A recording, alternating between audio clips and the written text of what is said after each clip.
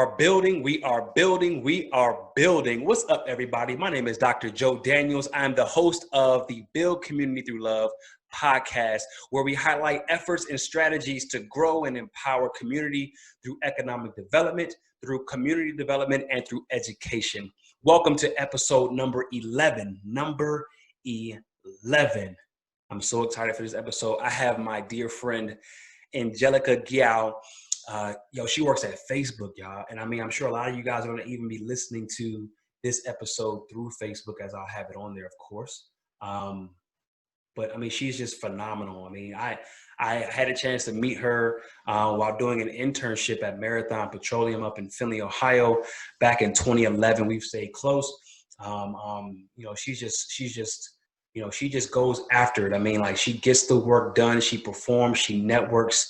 And, she has shown me what patience along the journey really means. And she has even found her purpose while being patient along her journey, staying true to what she wants to do, but grinding and performing and showing that whatever you put in front of her, she can conquer, and she can always give back to people along the journey as well. So without further ado, let's get to the show. What's up? Hey. How you doing? Thank you for having me. I'm good. I'm super excited to be here. It's my first podcast, so I'm ready. We're in the building. All right. So real quick, before we get into anything, how are you doing? Because right now you're in the Bay Area. Yeah. Now help me out, because San Francisco. Yes. And it's the San Francisco Bay. That's why I call it the Bay Area. Yeah. Okay. Yes. Thank you. But I live in Hayward, which you're not going to know anything about what I'm about to say, but like, I'm on the Oakland side of the Bay Area. Yeah. Yeah. So I'm on the warmer side. Right. Where the Warriors used to be. Yes. And now they're in San Fran. I'm still really upset by it. So let's not talk about it, Okay. Well, real quick, let everybody know who you are and just a little bit about yourself. Yeah, so I am Angelica Guiao. I've known you since 2011, back in our internship Marathon Petroleum days in Findlay, Ohio. I currently, as you mentioned, reside in the Bay Area, Hayward, California specifically, and I work for Facebook. So my main job is to recruit top talent from diverse backgrounds to join us here at Facebook. My main focus is in engineering, so still forever we'll be trying to recruit you to come to Facebook, so let me know when you're ready, just saying. Okay. And aside from my job title on paper, I also run the Bay Area Latin at Facebook. So in doing that, I lead chapters across the different Bay Area cities, and we do different programming to retain employees within Facebook and the Latino community, as well as attract outside future employees to Facebook too. Sweet. So that's a little bit about me. So let's back up just a little bit, because we did meet in the oil industry. Yes. Findlay, Ohio, yes. Flagship USA. Not much there, but shout out to the YMCA right across from the headquarters, where a lot of workouts and basketball runs in with the guys from Flint and Sandusky, but we'll keep it from there. When looking back through what you've done so far, you've been in management a lot, and you have been in sports a lot. And so I know you said you were in Facebook, but let's go back to when you left high school and you pursued your degree in undergrad, you were in multicultural, what again? Multicultural marketing. So I got my undergrad from the University of San Francisco. And that's actually how I ended up at Marathon. So got a scholarship through the Hispanic Scholarship Fund. And because at the time I was a marketing major, so my internship at Marathon was in their branding department. So that's kind of how I ended up there. So then how did you roll that into sports, and then why sports? Great question. So my mom suffered a stroke literally a couple months before I moved away to college. Okay. And at the time, my brother was really heavy in wrestling. And so after she suffered her stroke, and whenever I would come back into town, we would always go to my brother's wrestling matches. And I remember like just seeing the power of sport and the impact that it can have on communities and how much joy it brought to my mom. And there were very little times in that particular time period of my life where she was really happy, but she was really happy when it came to watching my brother wrestle and watching the Warriors. She's a Sacramento Kings fan, or the San Francisco 49ers on TV. That just like brought so much joy, and it brought my family together, like on Sundays or the Thanksgiving football games and things like that. So I've always very much believed in the power of sport and the power that sport has to connect the world. And so actually when I was in undergrad at the University of San Francisco, I interviewed for a part-time job with the Oakland Raiders.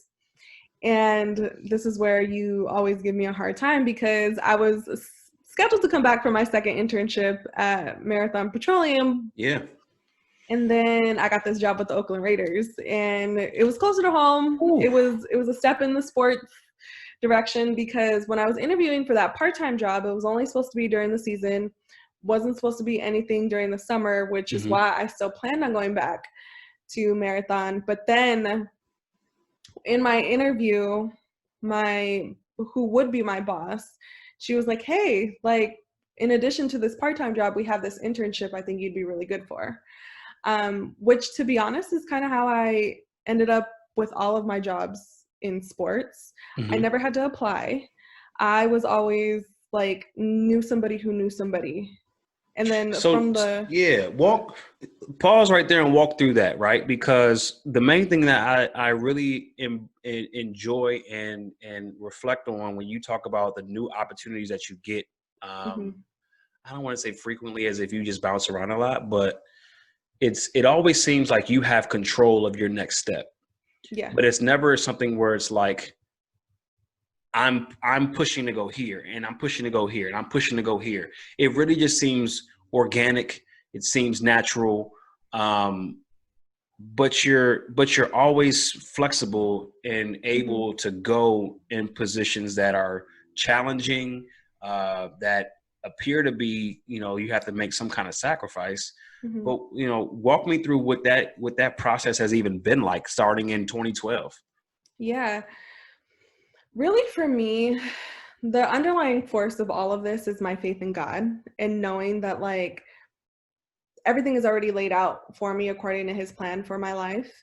And every step in my career and every opportunity that has come my way literally has just been from me being who I am, so who you see on the screen right now, and working really hard. And not being resistant to change. So I moved across the country to go to grad school. I got my MBA and a master's in sports business from the University of Central Florida. And that wasn't even really part of the plan. But something in me really felt like this move all the way across the country was going to be okay.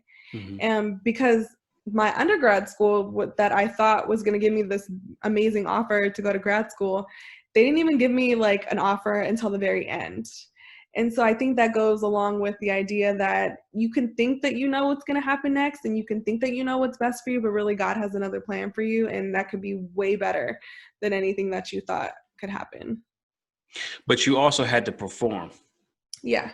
And so the thing takes action, right? You got to have the action component to it. The thing that your stories constantly tell me and convict me on is, at any given moment, there can be somebody who can propel you to a new opportunity that can fast track what you think you can do by yourself. Yeah. And so not only do you have to network, but you have to perform and over deliver.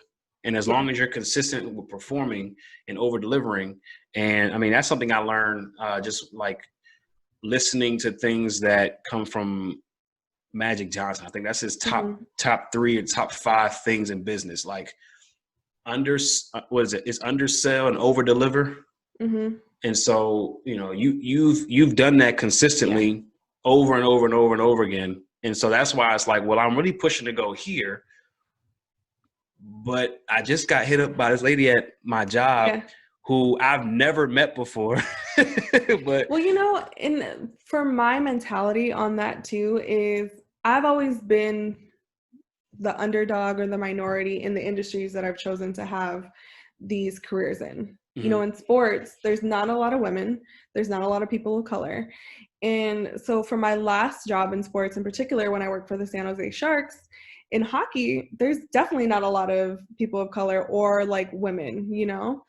And in my job, I was like consistently outperforming everyone around me. And my managers would come up to me and be like, well, how are you doing this? And for me, it's always been about connections. So I strongly believe like if you can connect with people, whether it be like a CEO of a company, whether it's a child, whether it's a poor person, a rich person, I've literally dealt with the gamut in my jobs. If you can meet people as people, that'll take you so far. And people will do things and go out of their ways to support you if they feel seen, you know? Got it. So what has your experience been like as a woman of color in, you know, working in male-dominated, male professional sports leagues? What has that experience been like? Whew, that's a loaded question. Honestly, I have been very blessed that aside from my last job in sports, that every job that I've had before that, my direct manager was either a woman or a person of color.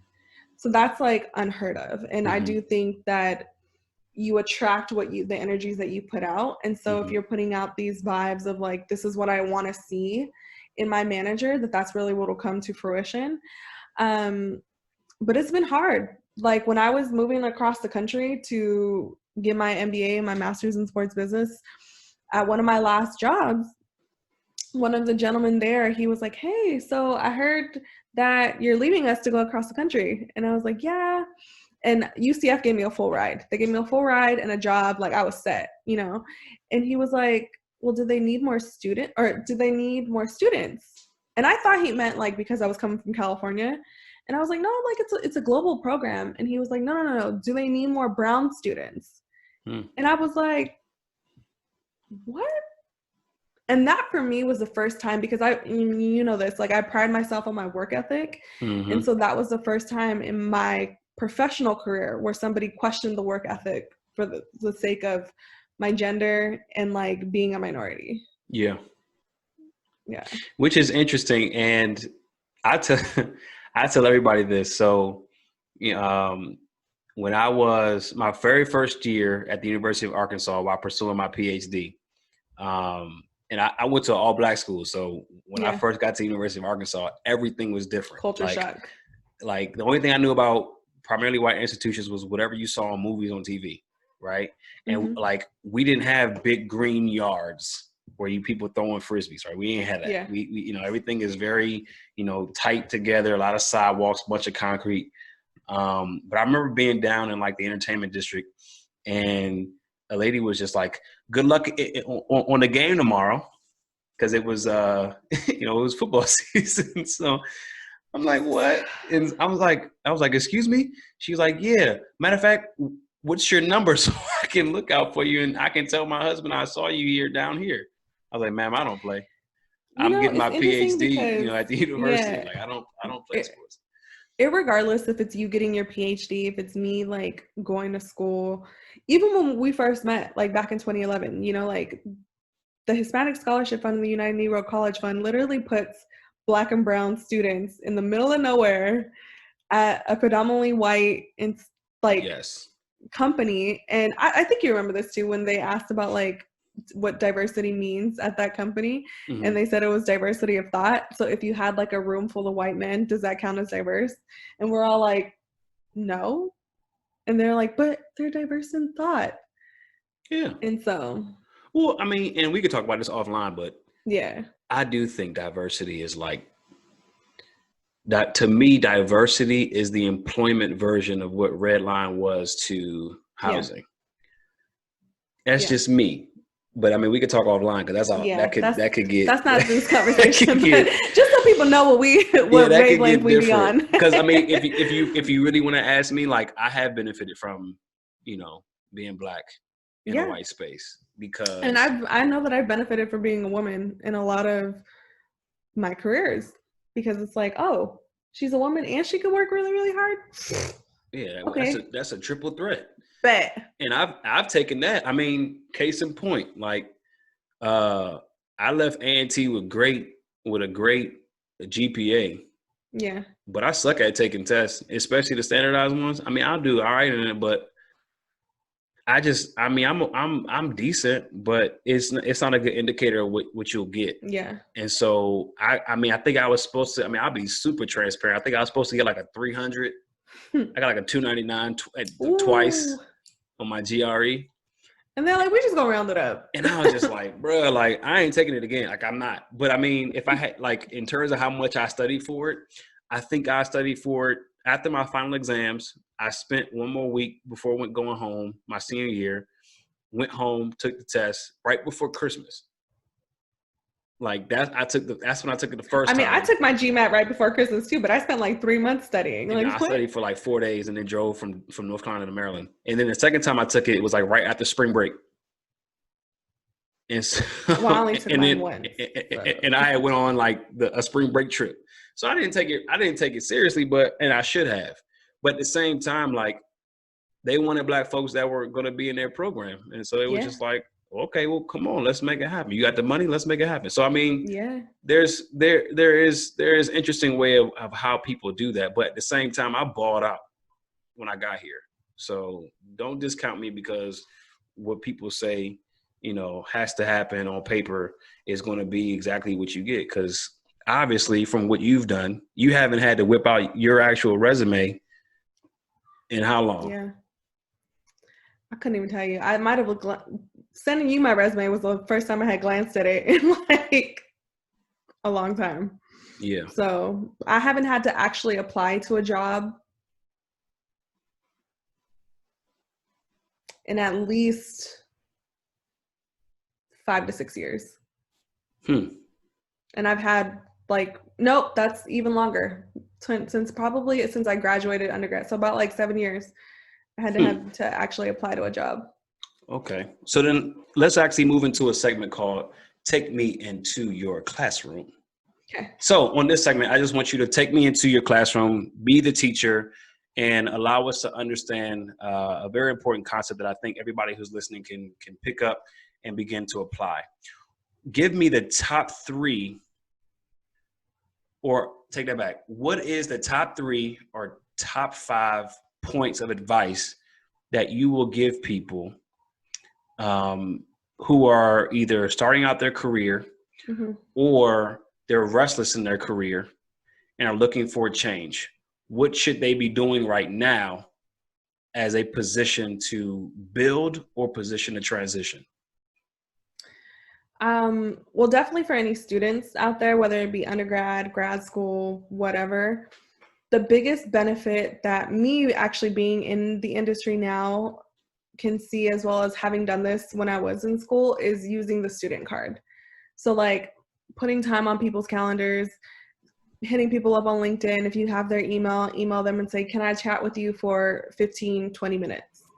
And when you put a time frame on it and come correct with actual questions that you want to ask people about themselves, I think that that's super beneficial, because it kind of gives you a way of like figuring out what jobs are out there and what jobs are really like. And using that student card is so beneficial. Like I talk to students all day long because I know what it's like to be so confused and like be so overwhelmed with all of the stuff that's going on. And now I think it's a really, really great time too, because I mean, at least in the Bay Area, we can't go nowhere. Like all we got is time in the house to be emailing people, to hop on video chats like this, to do stuff. So definitely just reaching out to people that have interesting careers and not being afraid to put yourself out there is a really big one. I'm in recruiting now for the biggest social media company like in the world. And I think one of the common misconceptions of trying to get a job, particularly at Facebook, is the idea that, oh, I want to try something new, so I'm going to shoot for the big tech companies.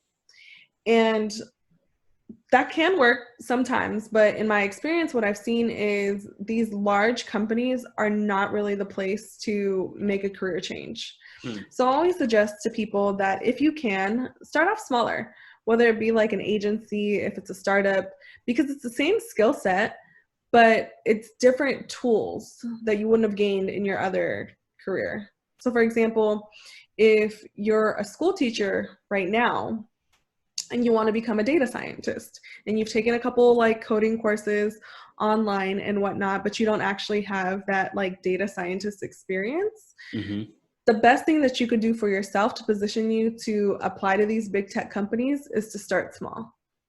And I think that what gets in a lot of people's ways, especially out here in the Bay Area, is the sense of entitlement.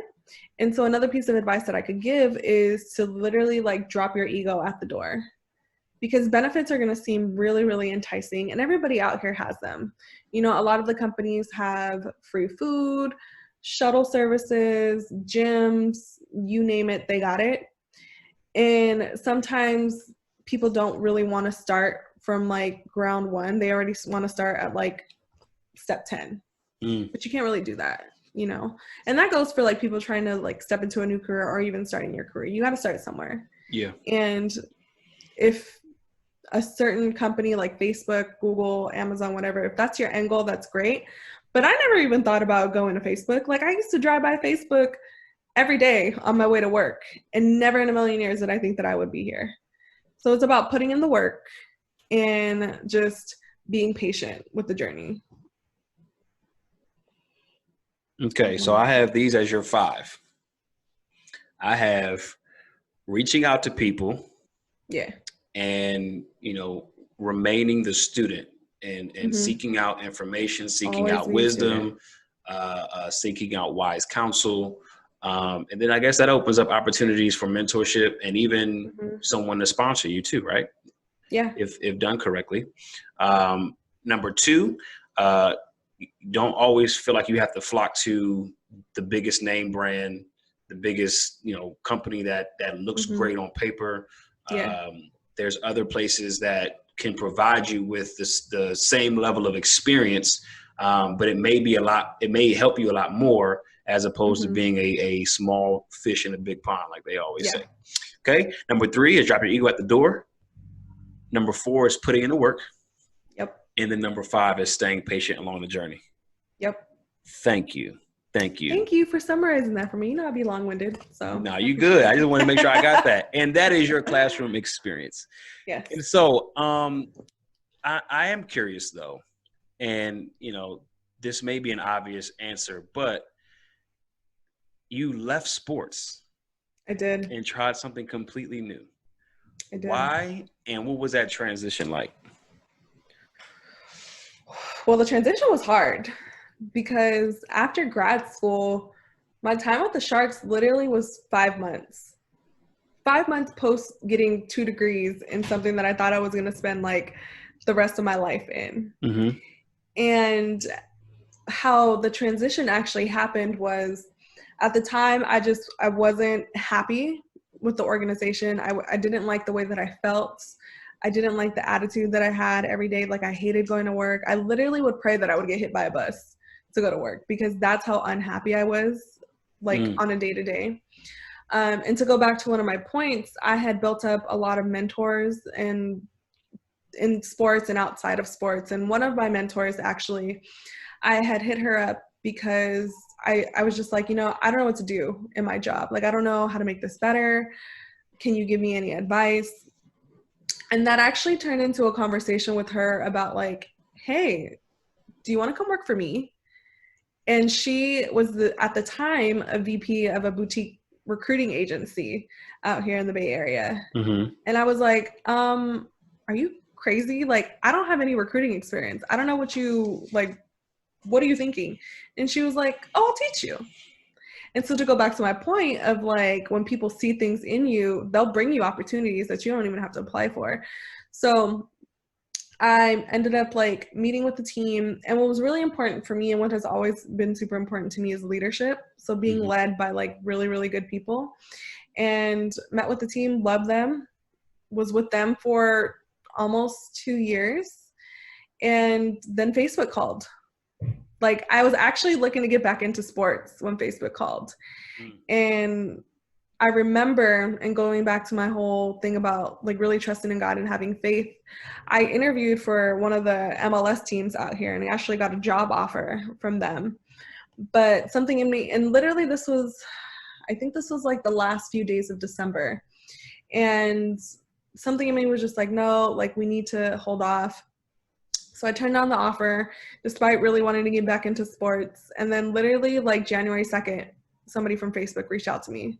And within a week, I had an offer from them. Wow. Yeah. And so how did they find you? Because I'm assuming it wasn't, you were just in good standing with some folks who were already there.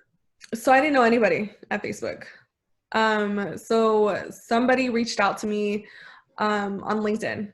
Okay. So in recruiting, we have different positions. And so typically when people who are doing the like emails to you via your LinkedIn, or if your emails are tied to your LinkedIn, they'll email you. Those are called sourcers. And so they source talent from like these different avenues. So somebody reached out to me.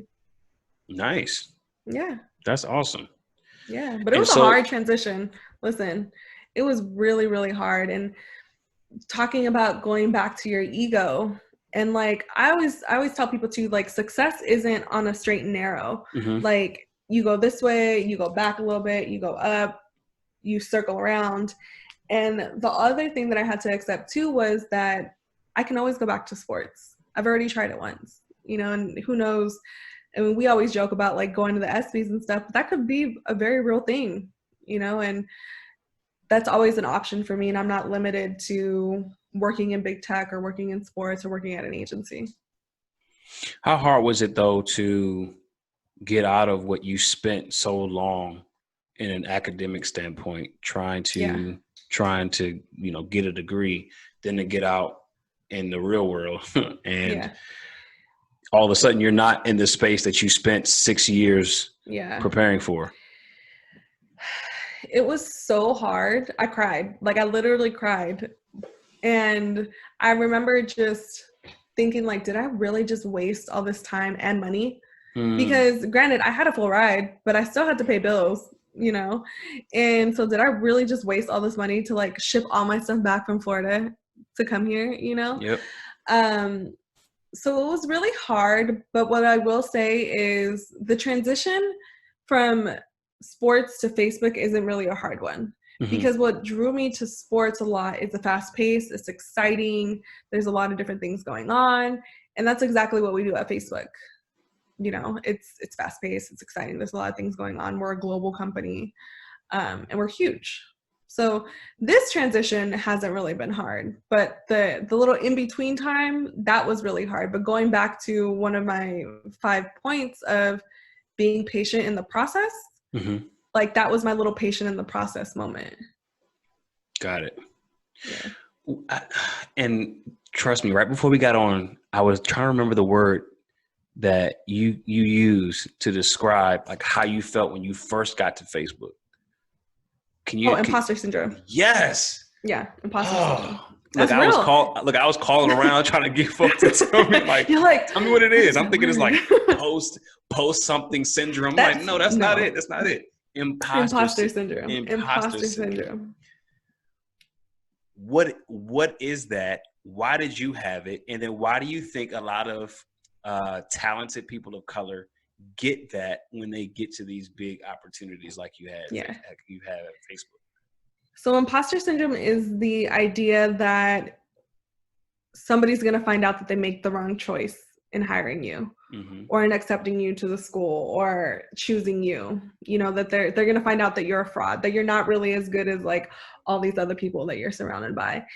And imposter syndrome is so real at Facebook that in our orientation, it's literally one of the topics that they cover. And they affirm you that you're meant to be here, you belong here, you're smart, and all of that. Because when you walk into these buildings, there's so many smart people. And being in recruiting, I know that we only hire the best of the best, the smartest and the brightest. I think you have to have a global brand the way that we've done it.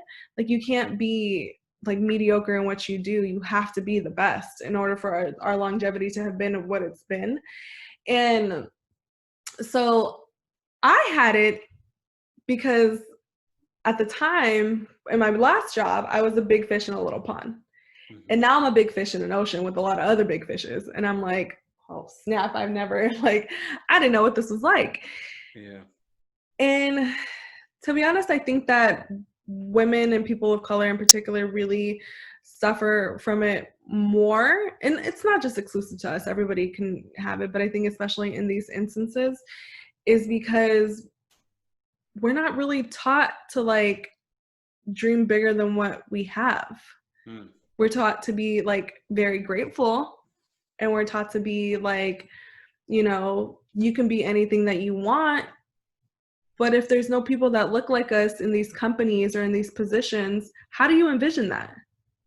So if like I've never seen it, then me being here must not really work. Like this must be a mistake, you know? And so that's what it was for me. Like having to pave the way in a lot of instances can be really hard, you know? And if nobody's been there before, that's like super scary. So if nobody like me has been here before, you made the wrong choice. Whoever hired me, I'm not that smart, you know? Because if I was that smart, or if people like me were that smart, there'd be more people like us. Interesting. So then talk about the difference between the imposter syndrome, not having that, but leaving your ego at the door. I think that comes with the difference between entitlement and like knowing your worth. Got it. So you can be like super worthy of all the blessings, of all the accolades because you've worked really hard and nobody can take that from you. But it's the idea that I deserve this title. I deserve these free meals. Like I deserve however X amount of bonuses that you get, not because it's a performance review, but just because you've decided to sign on to these companies. So I think that's like the biggest difference. That's huge. Because part of our interview process too is we do go through almost like a cultural fit aspect of it. So yes, we are some of the best and the brightest in the industry, but there's also a sense of like humility and humbleness. And I think that we've done a really good job from a recruiting perspective of like bringing in really good people who are actually really good people at their core too. So yeah. Fantastic. And so when we spoke a while ago, you had said that you had kind of moved around in the company. Yeah. And you were put on an actual assignment that allows you to do what you're actually passionate about. And so what has that experience been like, being able to merge like what your heart beats for and your W-2? Yeah. Like how great is that? And then like, what is that experience right now for you? So last summer so now I lead the Bay Area initiatives for the Latinos at Facebook. But last summer I led the career development portion of it. And in recruiting for me, that was like the most relevant of like all the avenues that I could take because I'm looking at resumes all day. Sure, I can help people like with their careers, you know? So I was tasked with building out this women empowerment conference. And so I worked with Netflix to do it. And it was a 3-day conference where we brought in life coaches. And I had never run a conference before. So I just kind of like figured it out. And in that moment, that's kind of what I knew that I was supposed to be doing. I was supposed to be helping people in that way. Which is funny because I think that led to my purpose, and we can kind of get into that after I go through this, but that opportunity and doing so well with that one little piece of it then catapulted people to see me, because people were like, there was VPs in the company, there was directors in the company seeing what I did with this 3-day conference and how I ran it from beginning to end. We're now looking at me like, oh, well, we want her on our team. Like, well, what more can she do? And from that, I was ended up being suggested to run all of the Bay Area programming off of one event. Yeah. Wow. So it doesn't take much. It doesn't take much. It takes hard work. It takes like the willingness to serve other people and to just not be afraid to like throw your hat in the ring, because you can do it. Which goes back to like, if you give more than you receive, you'll always receive way more than you can anticipate. Yeah. That's wonderful. And so you said something about you found your purpose. Yeah. So with that life coaching conference, I have actually been in the processes of starting my own life coaching company. Nice. So it's still in the preliminary stages. This is what I was trying to tell you earlier, but we said we was going to talk about it in the podcast. And I've been connecting with different women, particularly women of color in the industry, to kind of pick their brains. And because I think that mental health is such a big thing in our communities, and it's talked a lot more now about it, but coaching from a life perspective in how to build relationships with one another and like move forward in your life, rather than, you know, whereas therapy is working on all of the things in your past and like trying to like divulge all of that, is coaching really like, how do you step into your higher best self? How do you step into your purpose? What are you doing now? What steps can you take? And building relationships. It all goes back for me about like connecting people and bringing the best selves out in people. So more to come on that. We're in preliminary stages, but yeah, that's the next steps in side hustling and post Facebook for me. Yes, the side hustle. Side hustles. How has quarantine and how has COVID allowed you to appreciate and actually throw yourself into the side hustle? Well, listen. So quarantine has been interesting because I think like it really forced me to just kind of look at myself and be like, all right, what are we doing? What are you really passionate about? And, you know, for me, we ain't got, like I said, I can't go nowhere. We can't go nowhere in the Bay Area. We're shut down, you know? Yeah. And so I have nothing but time to think and to kind of like map out the like 5-10 years of my life and like what's to come. And so I've always known, well, when I was going to undergrad, I really was going to get into psychology because I thought I was going to be a counselor. And so a lot of my mentors have started putting it in my ears of like, you know, you just have this like natural ability where people just come to you and like start talking to you. Like, do you think that you could do something with that? And I never really thought about it, but then quarantine hit and I was like, you know, a lot of people are coming to me and talking to me about their stuff. And like, I'm really just listening to them and helping them guide them to like the next steps. Like, what does that look like? And so then I got on Instagram and started really like looking at some people's accounts about like life coaching and stuff like that. And so if anything, quarantine's really given me the time to research. That's special. And what's great about it is you're not forcing it. This is all natural, it's organic. This is what you are. And so it's easier to build something from scratch, especially if it bleeds through you, as opposed to something that you have to get up and force yourself to sit down with it. So man, that's awesome. That is so awesome.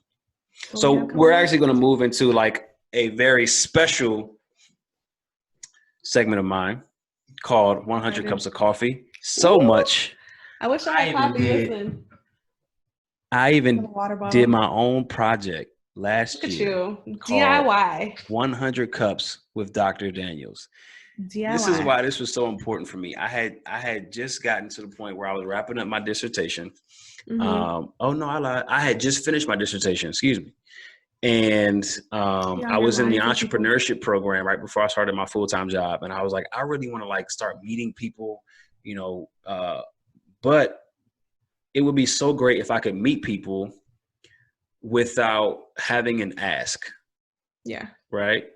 And what that looks like is being able to go out for coffee, for tea, for lunch, and just, genuinely with no strings attached, being able to have a free, no care, no having to, grease your palms before I have to like hit you with this big ask, right? And that way you're able to like legit exchange ideas, talk about, things that you're, are thinking about, what books you're reading, all those kind of things. And so this segment is really just inspired to really just ask you those questions while having a sip of coffee, right? My favorite, by the way, is dark roast with a little bit of honey and, mix, and you're ready to rock and roll. I don't do all the bells and whistles, I'm a bells and whistles type girl though. I'm bougie though. So here we are. Okay, so real quick, first question: how do you take your coffee? So I take my coffee espresso. I'm more of an espresso type gal. Okay. With a little bit of sugar-free creamer in it, or pour over with just milk. I don't really care for it to be too sweet. Okay. But I do like it a little bit darker. Some people like their milk with a little bit of coffee. No, I definitely like my coffee with a little bit of milk. Okay. Yeah. I get it. Yeah, I used to like it where as long as I can get to my complexion, I was solid. But then I realized like that's a lot of calories. Let's cut back. Yeah. I love drinking coffee, so I had to cut back tremendously. So you said that I was a barista in undergrad, so like I'm a coffee connoisseur. So listen. Well, I tell you what, the podcast is going to need its own coffee, like convos with Joe. Listen, branching out. You better invest in some beans. I'm Guatemalan. We got beans out there. So. Ooh, is there a partnership forming? Listen, this is how we connect. This is life coaching, right here, right now. Okay, so live in the flesh. The next question. You said you were doing a lot of research. Yeah. What books are you reading? Ooh, right now I'm reading Attached. So it's about the different attachment theories. Okay. I won't get into what type of attached I am because, that's a conversation for offline. Okay. But prior to that, I was reading The Year of Yes. And that's actually also too what really prompted like my research into life coaching. Is that Lisa? Shonda Rhimes. Okay. Shonda Rhimes' Year of Yes. And because I think that like you have to start saying yes to things that make you uncomfortable. And for me, it was like really just looking into like a side hustle potential next step in my career and in my life. That can be really uncomfortable. So I have to say yes to it. That's wonderful. Yeah. That's good. Most recent 2 books. Okay. Moving on to sports. Back into sports.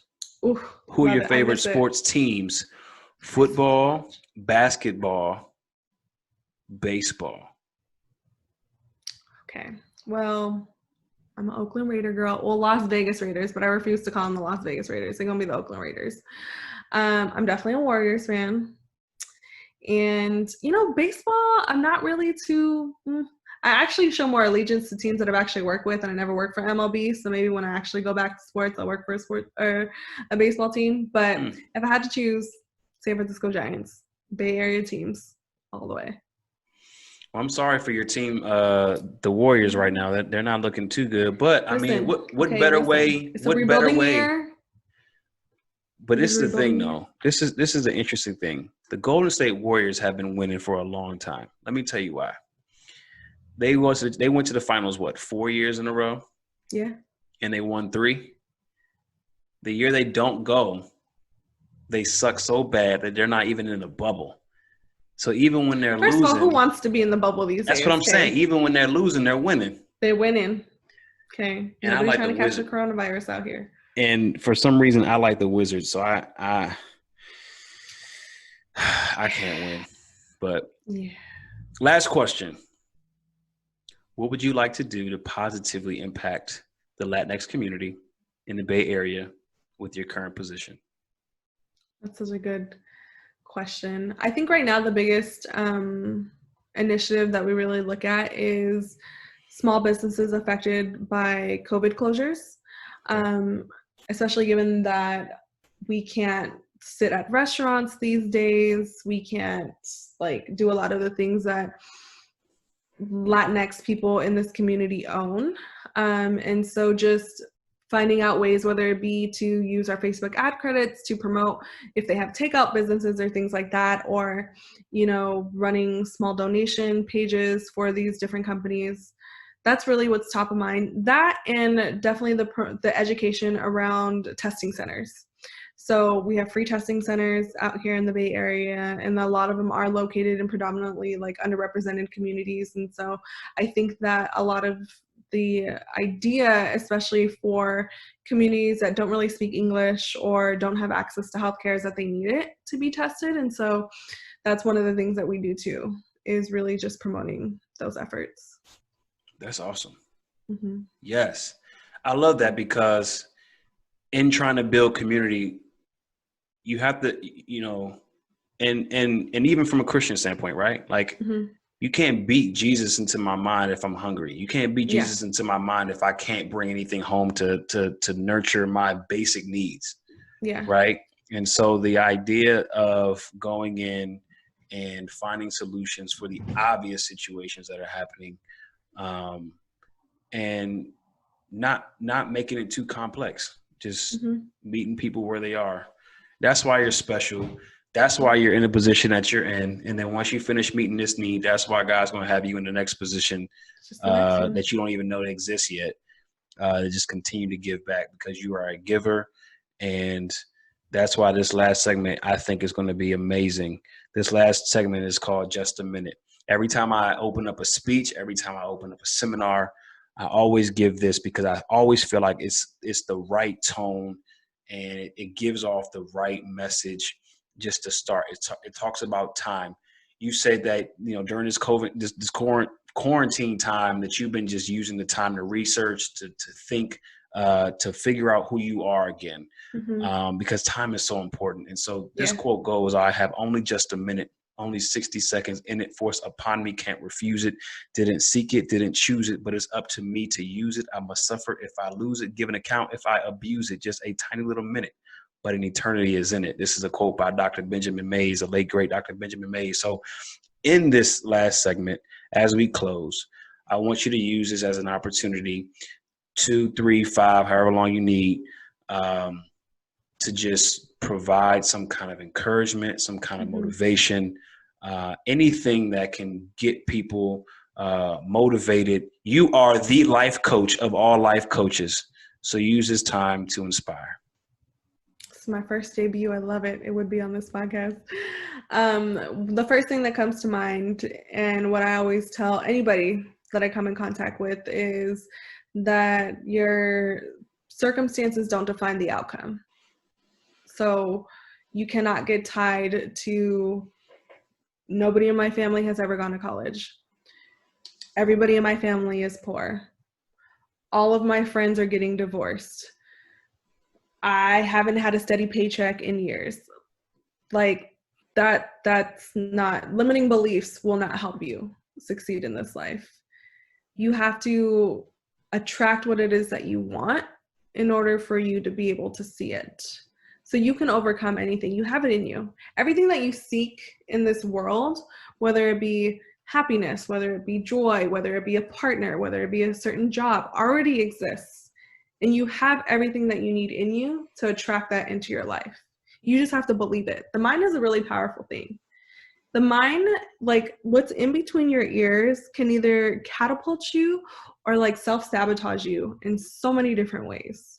And so once you start to frame your mind that anything is possible and that I can really get all the blessings that are in this world. You think, like, you look at us and we've been really successful in our careers and in education. And I'm sure that we have people in our circles that haven't done the same things, but we started at the same points. So you can start at the same point and end up with very different outcomes. So don't think that, you know, because of where I am today, I have to be stuck here. You can do so much in this world and be so much bigger than anything that your family's ever done or your friends have ever done, because you have that in you to succeed. So that's my little spiel. Attract what you want and be open You can't control things in your life, because when you're trying to hold on to something so strongly, your hands aren't open to receiving what God or the universe or whoever you believe in is trying to give you. So just be open. Be open to change. Be open to different. Be open to all of life's blessings. And stop. Wow. Yep. You are the life coaches of all life coaches. Well, thank you so much for being on the Build Community Love podcast. Anytime. It's been a pleasure. I'm so happy that this was your breakthrough, your icebreaker to podcast. Yeah. And I think you'll be podcasting here very soon. I speak that into existence. We have to find you a very clever, marketable. Hey, matter of fact, this is how you can start using your bachelor's degree. You know, we got to find you a great marketable name that we can just get you out there. You know what I'm saying? Because that was unbelievable. And I've known you for this long. I didn't know you had all that in you. Listen, see? This is amazing. Well, you provided the space for it to come, so I appreciate you. Absolutely. Well, again, thank you so much. And listen, once you get this side hustle off the ground and really start coaching, let us know. We'd like to have you back on so we can market you, we can push you out. For sure.